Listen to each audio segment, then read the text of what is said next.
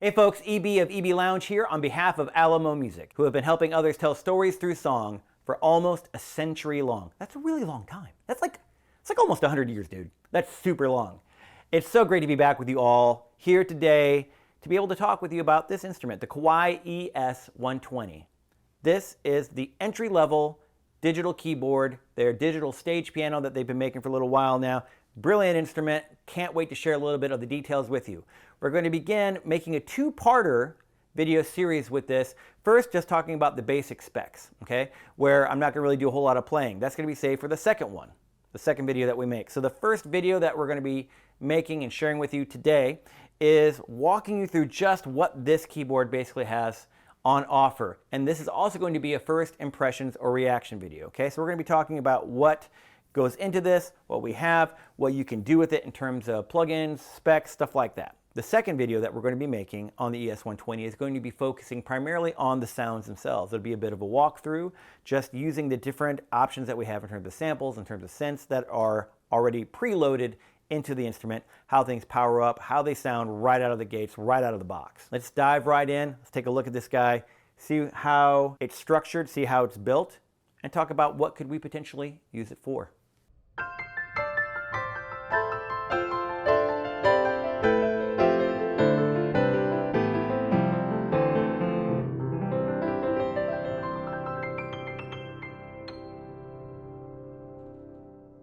Hey friends, EB here with the Kawai ES120. So this is basically the entry-level digital keyboard for Kawai. This is what you get if you want to start at the absolute bottom price point of their digital keyboard, digital stage piano kind of vibe, right? In terms of bringing this, hauling it around, using whatever you want, or setting up for something more like an entry-level beginning student or intermediate student, but having that keyboard flexibility. All the keys are graded, piano grade action, they're fully weighted, 88 keys, all that stuff. Now, as I said, this is from the Alamo Piano Gallery here in Kansas City, literally with the sticker and everything. I'm reading right here, the Kawai ES120 in contemporary black. So there you go. That's the sticker. Now, let's go ahead and dive in, shall we? So there's a headphone jack at the very front. Let me kind of walk you through some of the inputs that I discovered as a reaction video, as I was kind of setting things up. So a few things before we even play a note. There is a 1/4 inch and an 1/8 inch jack on the front. That's good design for people who want to use headphones, because you can slide it in and out very easily, plug it in, be able to get access to it. So that's where you can plug in for headphones. Now the way I'm running it is not through that, right? That's a stereo left-right send for a headphone jack. Where I'm running it from, which is also a delight to find in a digital, even the entry-level keyboard, I'm running it from the left and right stereo sends on the back.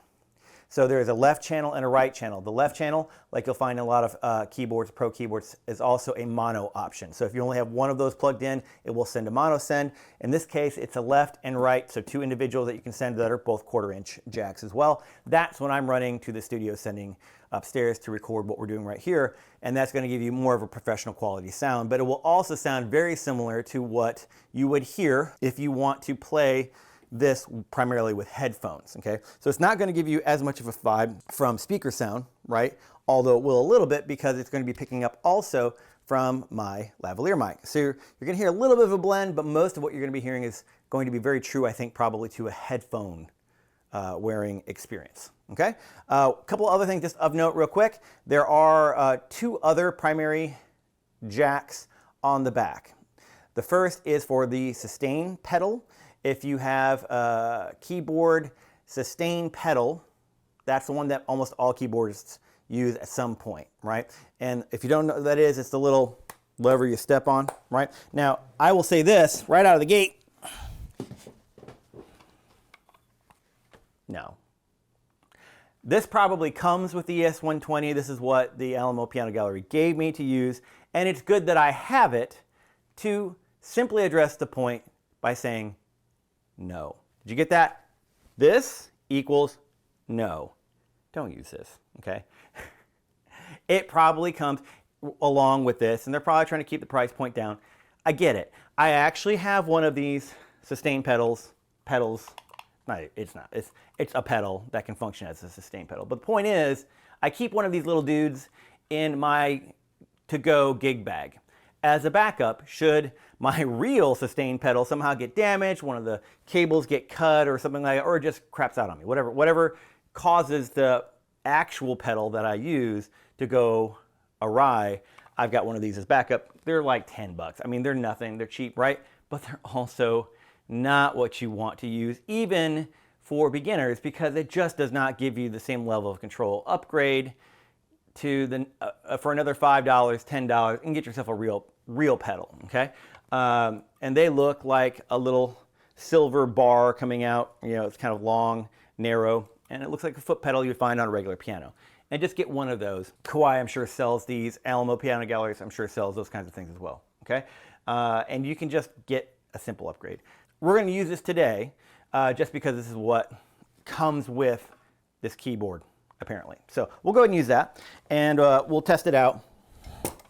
Right, we'll put that back there. Okay, now the other jack that I mentioned that we have on the back of the keyboard, well, which is great to see, is the USB MIDI controller jack. So what that means is that you can plug this keyboard directly into a PC, or if you have a dongle that can attach to a tablet like an iPad or even an iPhone, you can run MIDI data from USB. It's the printer, I think it's the USB-A jack, if I remember what it's called, but basically the little printer box port, and you plug it in. Most MIDI keyboards have that jack these days that are being made at all. And you can run it right out through USB information, which is great. It does have a port for sustained pedal, but it also has the port for the Kawai specific advanced pedals. So in addition to having just a regular 1/4-inch jack you would normally find on a sustain pedal to be able to plug into a keyboard, it has a jack that allows you to use a really cool setup for multiple pedals. So I think for this jack, if I remember right, it has all 3 of the pedals that you would normally find on a grand piano. You can actually plug that in and use it as well. One of the things to mention about this is that I'm using this purely as the keyboard, right? You can also buy ES120s, 520s, and 920s with a really nice, kind of classy keyboard stand where it sort of sets in, makes it look a little nicer, and is more of a permanent sort of fixture. They're not as portable, but they're nice. They look classy, and you can usually put the pedals right below them as well. Basically, if you're going to be using this as more of a semi-permanent location, that's probably what you want to get, especially if you're using it for a student or you're having it set up in a living room, something like that. If you want the portability, you don't really need those. You can probably lower your price point when you're talking to your dealer. All right, all of that out of the way. Let's dive in with our first note of the ES120. Are you ready? Let's do the classic middle C. Sounds like a middle C. All right, cool. So let's play around a little bit. All right, it works. Let's see what we can do here, huh? All right, so I can tell right off the bat, this pedal is going to drive me nuts. It works. Okay, here we go. So nice piano sound, and of course I'm hearing it coming through the speakers, right? And you're hearing it coming through the left-right sends primarily. You're probably picking up a little bit of it from the microphone, as I said, but mostly the level is going to be coming from that. Nice, crisp, clear tone. What I've come to expect from Kawai keyboards, Kawai instruments. Yeah. So right now what I'm evaluating is just playing, hearing the decay of the sample. What I mean is, how long does the note sound sustained after I play it? One thing that you can really note in inferior products is that the decay is very fast. The sample is only good for the first few seconds, right? About 5 seconds there before it holds out. So not awesome, but again, not bad. It's solid. And I'm not going to be using this for a classical, solo piano performance, right? Where I'm trying to do really very precise, studio recording stuff. This is a beginner, entry-level piano that can also be used for pro context if you're using it more as background, if you're using it as part of an ensemble. Like I said, I wouldn't try to use it to replace a grand piano. It's not the application for it, but oh, the piano sound is so nice. Love that piano sound. Decay could be a little longer, but again, it's not I'm not trying to be a solo piano here. Okay, good. All right, that's lovely. All right, now I have not looked at any of these bells and whistles over here at all. That's just the default piano sound that's powered up at 100%, okay? So yeah, sounds nice, yeah? Got a nice sustain, that's with pedal down.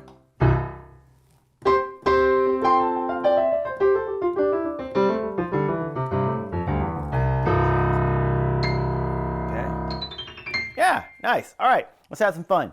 Let's take a look over here. So we've got a few things in here. We've got different buttons. Now, again, the ES120 is not going to have nearly as many probably sounds or options, right? Again, it's the entry-level keyboard, so you're not going to have as many samples. You're not going to have as many options for things like well, I'm looking right here and it's saying like play, stop, recorder, transpose, piano, E-piano, others, and Bluetooth.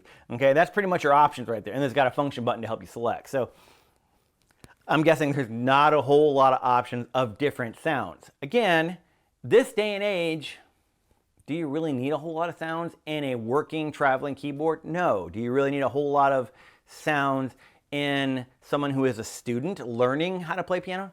No. Do you need a lot of sounds for something that's going to act primarily as a weighted MIDI controller in a studio, in a recording studio?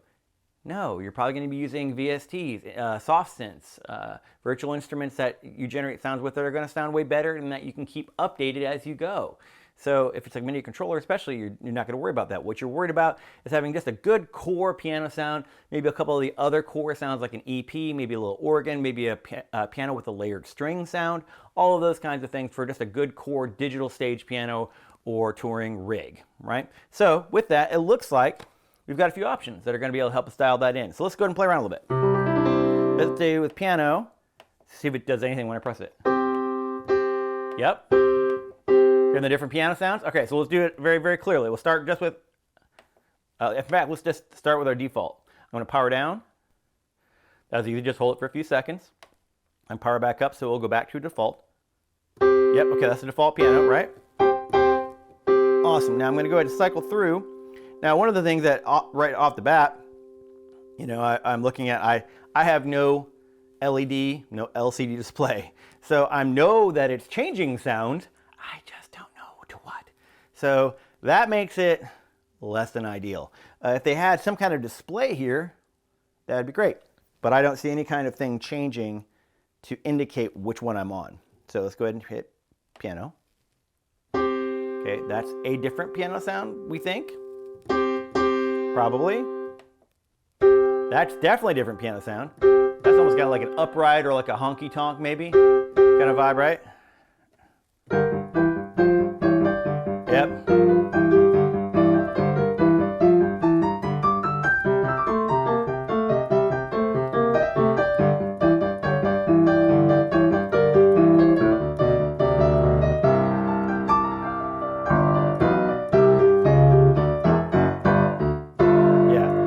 Definitely honky tonk. Okay, cool, awesome. And then let's try another one, see if it cycles back.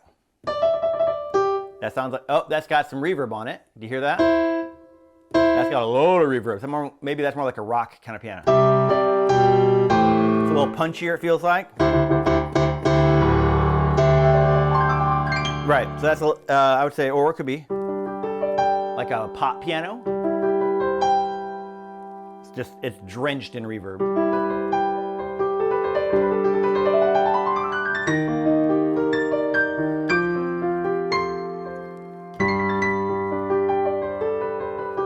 Nice reverb. Yeah, so if you want a piano sound with wet signal to it, which means you've got reverb throwing with it, that would be a nice one. Let's try another one. Let's see if we can. Oh, gosh. That might be like a hard rock piano. Yeah, it feels like a hard rock. So then you're like, I don't know, so like a Ben Folds or like if you're trying to cover some AC/DC. Yeah.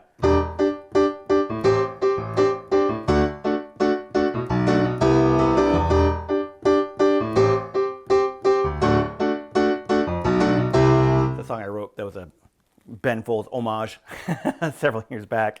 Existing in America. Yeah, that's exactly the sound that I dialed in for that. So there you go. There you go. All right, so let's take a look at, is there any more? more reverb than that. A little more, almost like maybe a ballad piano. Yeah, it's less edge. It's got some reverb on it. Lovely. Again, it's got very spacious, more like a large hall.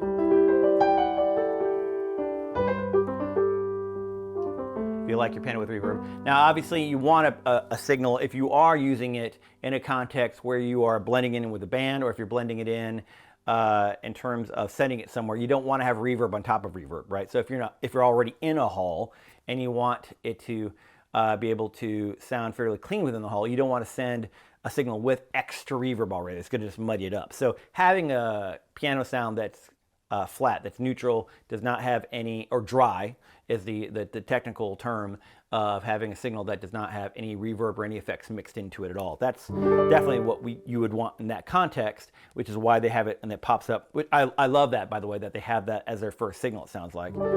I didn't catch like the head reverb at least the first time. Maybe I'm wrong. But I don't like it when keyboards and pianos and digital pianos, including this one, the Kawai Novus, when they ship and the very first default sound is a piano with reverb, right? Now it sounds great, you know, if you're playing it and you're in a small space because it adds a little bit more of that cathedral large hall vibe, but I just don't like playing with reverb. Personally, I like playing the instrument, hearing what the instrument sounds like, and letting the room speak for itself. If you're in a bad room, you're in a bad room, then you can throw some reverb on it, and it's kind of fun to listen to it. But generally speaking, it's just not for me. I like to hear the instrument. Just like you'd be playing a piano in a space and let the room define the acoustics for the instrument and your ears to the acoustic space. Yeah, okay, so that's nice. Like a ballad. Let's see if there's any more.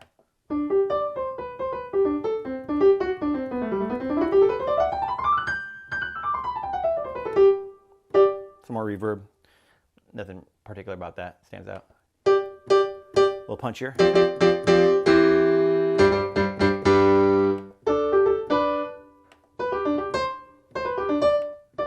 There. That's without reverb. Oh, sorry. That's the wrong one.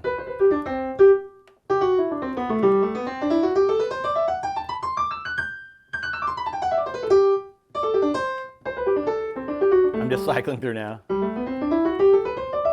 Because I don't know which one they are. We might have already been playing the same ones. Like, there might only be 3 sounds. All right, let me go ahead and power it down. And power it back up just to make sure. Did the first sound have reverb or not? I'm going to pay better attention now. Yeah, that's a little bit. Not a lot. More of like a small hall or a large hall with a short decay. It's got a little bit, but nothing. Yeah, very little. So just a little bit of ambience into it. Ambiance. Yeah. So that's tolerable for a boot up. So just a little bit of character to the sound, so it doesn't sound completely flat. But there are ones in here that do have that. That's more of a bright. Like here, that has almost nothing. But it sounds a little flat. It sounds a little muted. That's the one with a ton of reverb. That's like the rock piano. That's like a ballad, kind of with a lot of reverb again. Rock classical.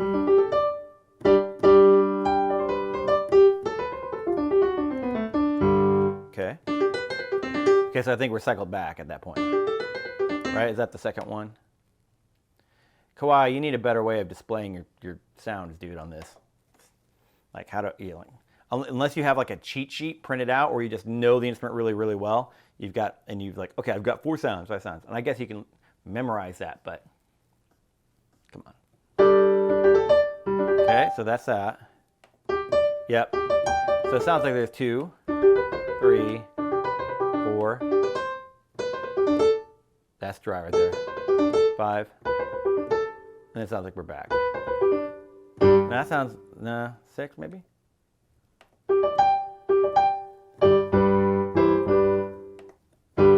That sounds like the beginning. So like 7, was that 7 I hit? And that's fine. Yeah, I mean that's a pretty good range of overall piano sounds. I would say if you've got 6 or 7 different kinds of contexts. So if you got rock or honky tonk, you want an upright piano sound, you've got those kinds of things going on. That's a good blend for a core keyboard. All right, cool. So all that being said, would be lovely to have a way to know which ones they are. All right, folks, so that was a brief summary on what the Kawai ES120 has on offer for us straight out of the box. We've got some practical applications, the input-outputs, or the I/O, as I like to say, and that should give you a general summary and a general idea as to some different ways that you might be able to see it serve your needs should you look at buying one. Speaking of which, if you're looking at buying one, be sure to reach out to Ted and the crew over at Alamo Piano Galleries. They'll be glad to help you out. They know their stuff. They know especially these Kawai instruments, these Kawai keyboards inside and out. And they'll be able to help you determine whether this ES120 truly is the right fit for you or not. And while videos are great, there's no comparison to talking to a real human being who happens to be an expert, and that's what you're going to find when you talk to the folks at Alamo. Again, I'm EB of EB Lounge. It's been a pleasure hanging out with you here on the Storytime stage, our collaborative live stream space. Hope to see you again real soon. Be watching for our second video on Kawai ES120s. It's going to be a blast. Watch for it. Hit subscribe so that you know when it pops up. It'll be coming soon. Hope to see you again real soon. Until then, hey, go make some music.